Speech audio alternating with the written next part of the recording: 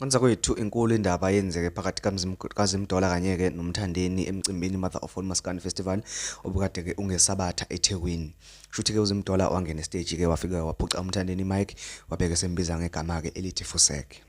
Uthi-ke uZimdolla imbangela yenza ukuthi enze lokhuyana ukuthi uMthandeni wafika wabaphatha laphana futhi-ke wayifaka yena estage engekho umuntu othe akangene eperforme. Kodwa-ke ama-video-ke sithe sawavundulula-ke sawabona kuyacaca ukuthi cha uMthandeni-ke wafakwa umashudula kanye-ke nenye insizwa engengigagule-ke ngegama layo ngoba anginasiqiniso ukuthi-ke ubani lo gama kodwa nje u-Enje Mashudula uyena wafaka uMthandeni estage kwaze-ke kwadlala-ke nengoma yakhe. uZimdolla-ke uthi nje chu uMthandeni akangenanga-ke ngemvume yakhe estage kodwa-ke uMthandeni-ke uyiphenduleleke namhlanje emsakazweni omkhulu uKhozi FM kade bembuza ukuthi kahle kahle kwakwenzakalani. Ngicela ukuthi uyizwele bese-ke uchofa subscribe khona ungeke usale ngaphandle kulezi ndaba engiza nazo njengamanje. Ngiyabonga. Abantu abadala ake kukhulume naye uDuyaza siyakubingelela emsakazweni uKhozi FM. Yebo njani Sikhona gcoka melisha abaningi bayibakubize kanjalo na umgqibelo sibuya kuona nemvula lishaya ubonakele stage nama video akhona abantu kodwa bayafisa ukuthola ukuthi ngempela kanti kwenzekeni iphela kanjani le airtime iphele kanjani i-airtime. yebo cha umuntu aqale adingelele ubalaleli boKhozi FM aphinde abonge ithuba kunina njengaba shakazi ukuthi mhlambe nibe nesikhathi sokuthi ngithathe njengomuntu nami ebantwini noma nginelutho ngithiwa nje lokuthi ngiphefumule.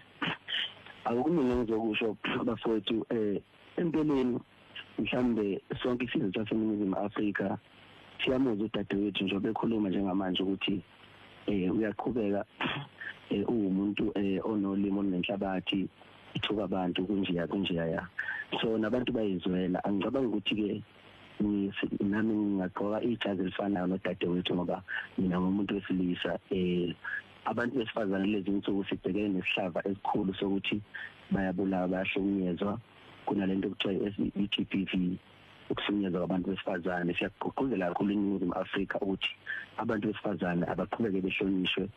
Uzokhumbula ukuthi bengifake imvunulo estage njengoba bengifake imvunulo estage bengimele futhi ngamanye amazwi ngirepresenta uZulu ngoba imvunulo yaziwa koShaka noDingani noSenza ngakhona futhi ezinye inhlanga thina namanye nezinye izizwe ziyahlonipha njengabantu abangamaZulu size sithathe nezithembu sidume njengabantu abanothando nabantu abakhothanyelwa ngabantu besifazane nabahloniphanayo nabantu besifazane nabantu abanothando nabayihlonipha kakhulu. Ngicabanga ukuthi lesikhathi usisi ekhipha amagama wakhiphile akhomba okungangihloniphi njengeciko eselinamava eMzansi lokho kubadidile noma kuphoxela uZulu. Ngicela ukuxolisa kakhulu kubantu bakwaZulu. Ngicela futhi ukuthi konke usizo mhlawumbe ayikhona ngoba ngenzeka ukuthi khona ingcindezi anayo ba-understand nje ukuthi sineyinkinga siphuma emakhaya ngafani. Kuyenzeka uthola ukuthi umuntu uneyinkinga mhlawumbe emshadweni wakhe noma nje kwezothando kugcina mhlawumbe lokho kuqhaphakela nasemsebenzini wakhe. Ngicela ukuthi bangixolele kakhulu udadewethu uZimdolla ngiyamhlonipha kakhulu.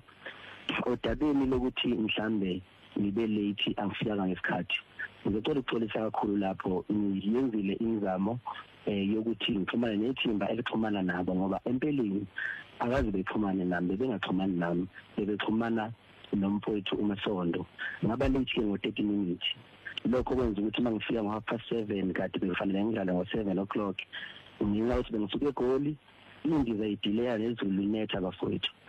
Manje ke mafambe emgaqweni kunamathizithiza akwenza ube late noma ngabe yipi event abantu bakujwayele lokho nanokuthi into ejwayelekile lento kuba late ngoba ngeke ngitshele nje ukuthi nje basilalele akekho nje umuntu wakaba late esikoleni mhlazana lo late waxoshwa uthi omkhulu umetric wakhe awuqedanga ngenxa nje ukuthi waba late ngosuku olulodwa ngoba akuyonto ejwayelekile ukuthi nibe late.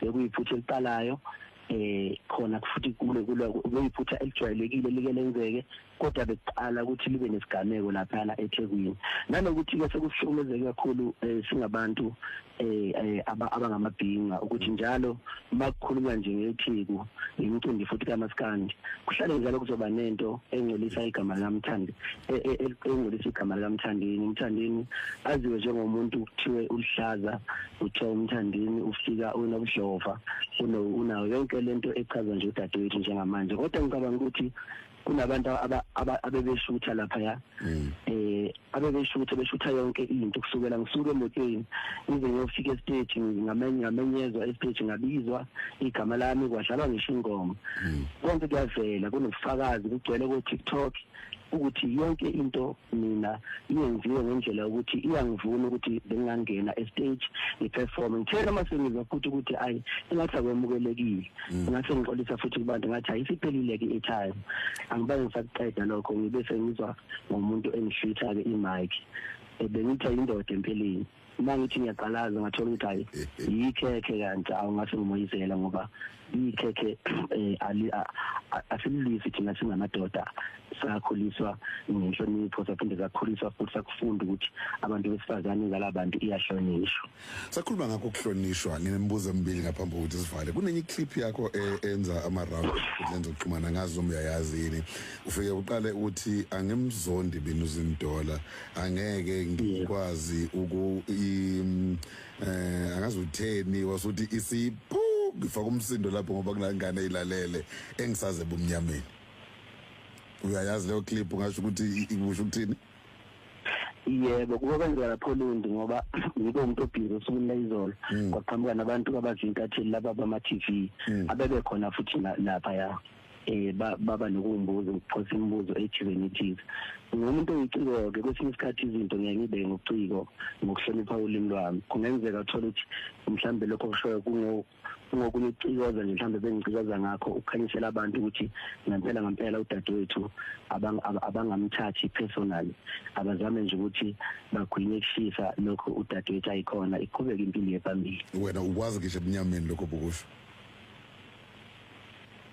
impela bafowethu impilo yaselawini iqeda uthando asiyeke lento esiyenza asiyeke le mfowethu bekufuna ukudlula kodwa duyaza ububona yonke into ibikahle mhlamba hayi ukuthi khona okuncanyana obuke wakuthinta okungamanzana amponjwana cha akukho nje mina nginothisa nanokuthi ke kwezinsuku lezi bafowethu bayazi abantu abaningi ukuthi uMthandeni nje umuntu oshintshile kakhulu indlela engikhuluma ngayo indlela engenza ngayo izinto indlela nje engithatha ngayo futhi nezinto ngoba nalapha bazokukhumbula ngihloniphe ngendlela eyisimanga ngithena ngifike emotweni yami ngafica amaphoyisa amaningi angungile imoto yami lokho kunginikeza ukuthi mhlawumbe khona i-trap ebikhona uyabo kodwa manje ifike kabi futhi yafika sengamukela uJesu ngoba ngiqeda ukumukela uJesu njengenkosi kaMsindi.